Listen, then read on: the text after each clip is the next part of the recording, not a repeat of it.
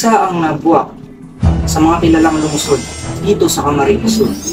Maliit man ito, ngunit nagtataglay pa rin ito ng angking ganda at kasaysayan. At yan ang ating aalamin at susuriin, kaya huwag na huwag niyong papalagpasin dahil nandito na ang amazing story number 1. Ang kwento ng bayan ko.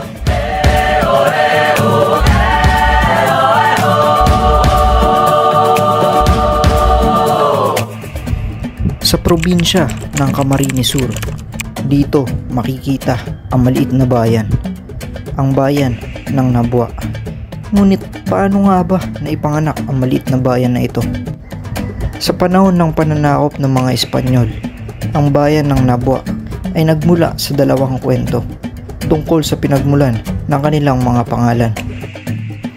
Taong 1571, isang praile mula sa Orden ng Agustino, si Padre Alonso Gimenez, ay dumating sa isang rancheria na tinatawag na lupa na noon ay sakop ni Datu Panga mula sa Borneo.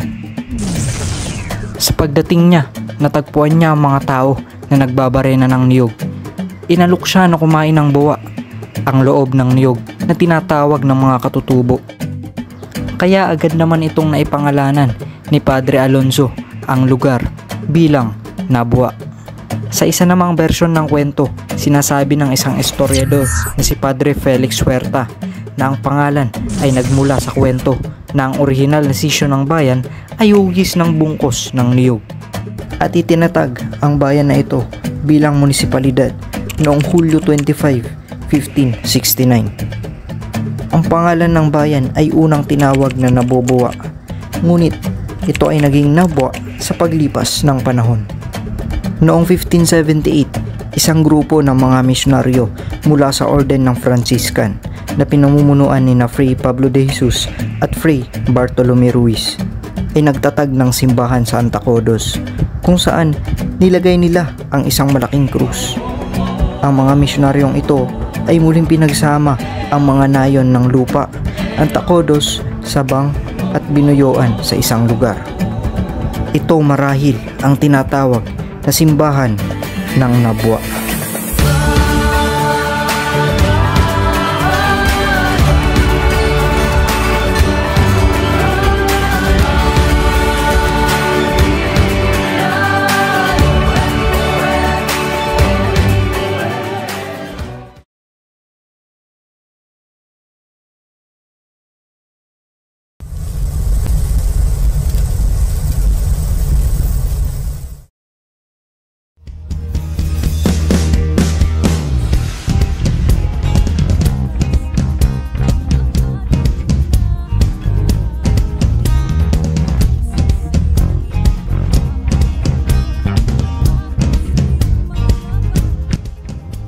Hey everyone, welcome to Nabua, where the municipal stands as a symbol of our unity and unity.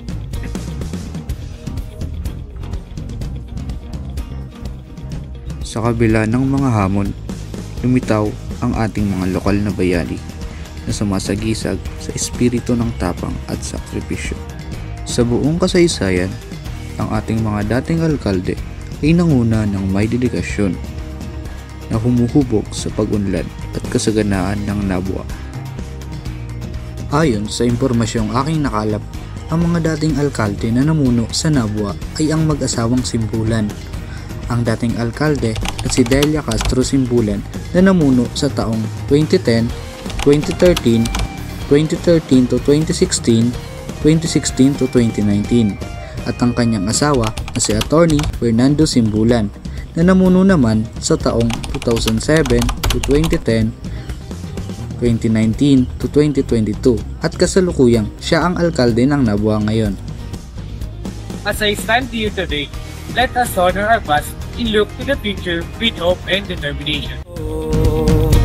Anumang pagsubok ang aking harapin, mananatiling nakatayo. Ikaw ang biyaya, kahit saan ka man patungo, niliwanag ang pag-asa sa bawat sulok ng mundo. Halina't tawagan ng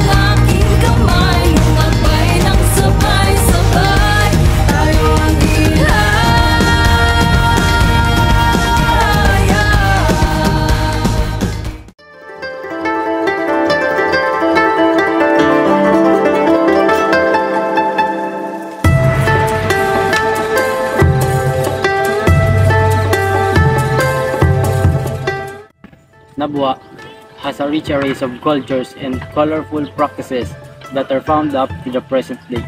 This includes Pangarana, Paglili, Dotok, and Pa-Aurora. Pangarana, this is the Nabwa version of serenity.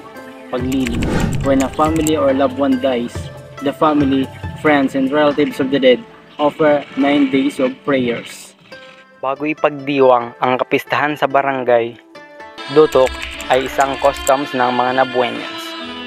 Ito ay isang relihiyosong pagtatanghal kung saan ang kantura ay umaawit ng mga himno sa loob ng 9 na magkakasunod na gabi bilang parangal sa patron.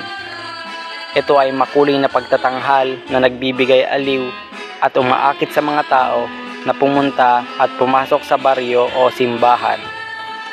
Ang mga lokal na tao ay likas na relihiyoso, kaya't karaniwan para sa kanila na gumawa ng isang relihiyosong pangako o panata na nagpapahayag ng kanilang pagbubunyi sa Diyos dahil sa masaganang ani o meron silang petisyon na nais nilang pagbigyan. Ito ay ipinapakita sa pamamagitan ng lokal na kasanayan ng Aurora. Sa loob ng 9 na magkakasunod na gabi, magpapalamuti sila ng improvised na karosa para sa kanilang lokal na patron. At pagkatapos ay bibisitahin ang kabahayan ng may pag-awit at panalangin.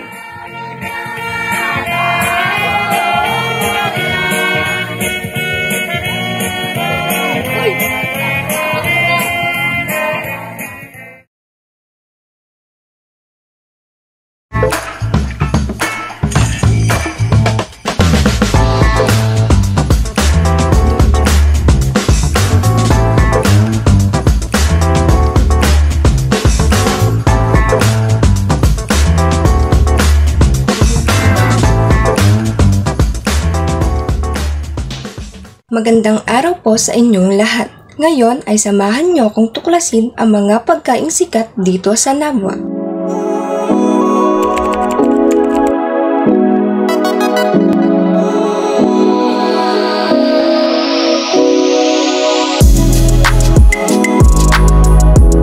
Pinangat, also known as tinulbok or tinoktok, that you must taste if you go to Nabwa. This is one of the most famous dishes in Nabwa that you must taste. It's wrapped in gabi leaves.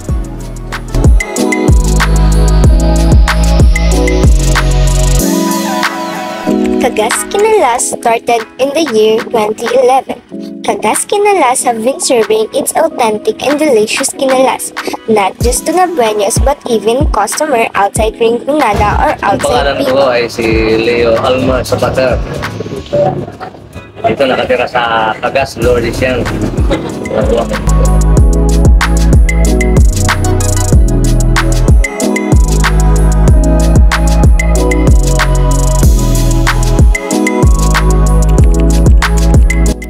Nabwa Bulastog is very similar to what others called as kwek-kwek. This local store is popular for savory and vinegary sausawan with lots of chilies on top. It is located in Santiago Yang, Nabwa, Camarines.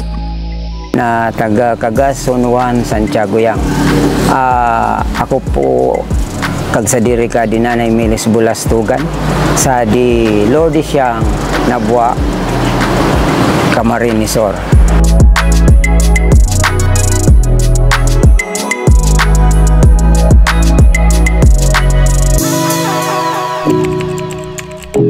Today's top favorite among Nabueños is pansitan sa Mampuwag, located at Mampuwag Beach, Santiago Old, Nabwa, Camarines. It offers pansit partnered with dinuguan, pork's blood, which make it more delicious.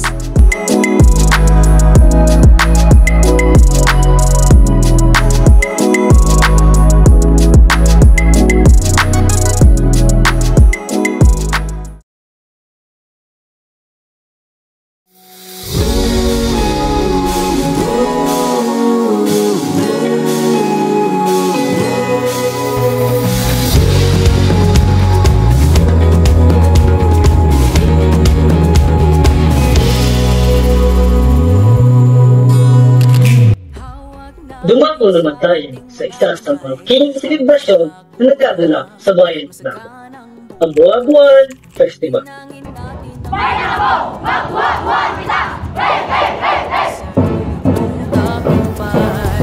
Bawat pagsibol may dalang hiwaga, nagmumula sa atin ang pag-asa. Bawat isa ay mayroong halaga, oras natin ngayon, ito na ang panahon. Ito ay muling inilunsad noong 1975 upang gunitain ang isang alamat kung paano nakaraos ang mga katutubo sa bayan mula sa malakas na baha bago pa man dumating ang mga Kastila. Sa pagdiriwang na ito, isinasagawa ang mga ritual ng pagpapakita ng pagpapasalamat sa pamamagitan ng pagkain ng mga buto ng bunga ng nyog o mas tinatawag na buwa.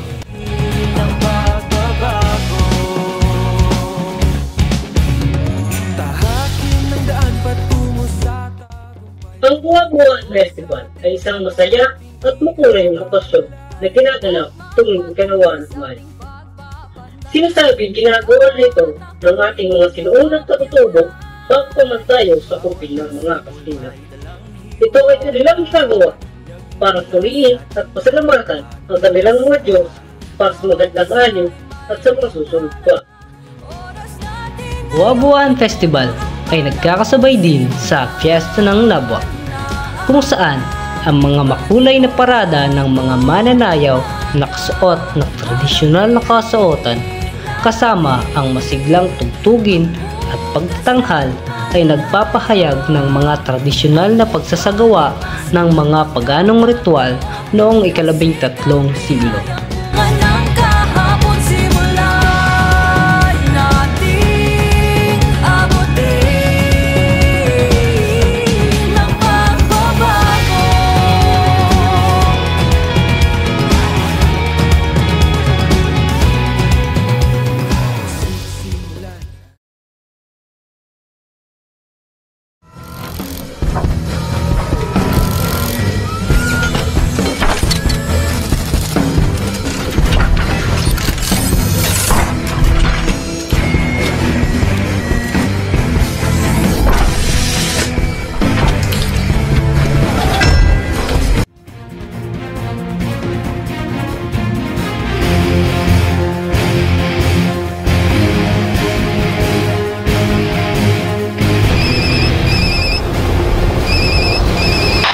Hello bro, asan ka na? On the way na boss.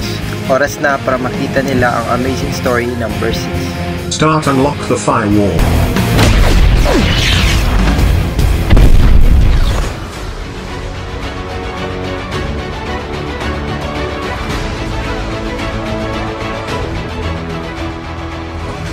Dito sa bayan ng Nabwa, isa sa mga lugar na dinarayo ng mga turista at ng mga kabataan, ang bayan ng Pagbobongon, Santo Domingo, Nabwa, Camarines Sur.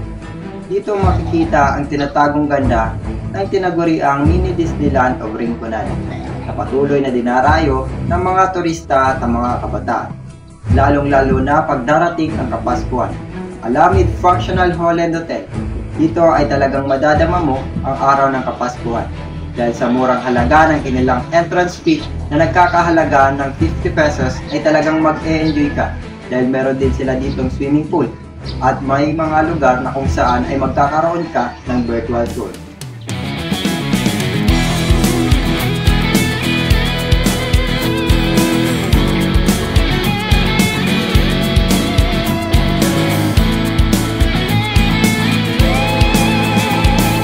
Alab ng pusong magiting, di maaaring itanggi.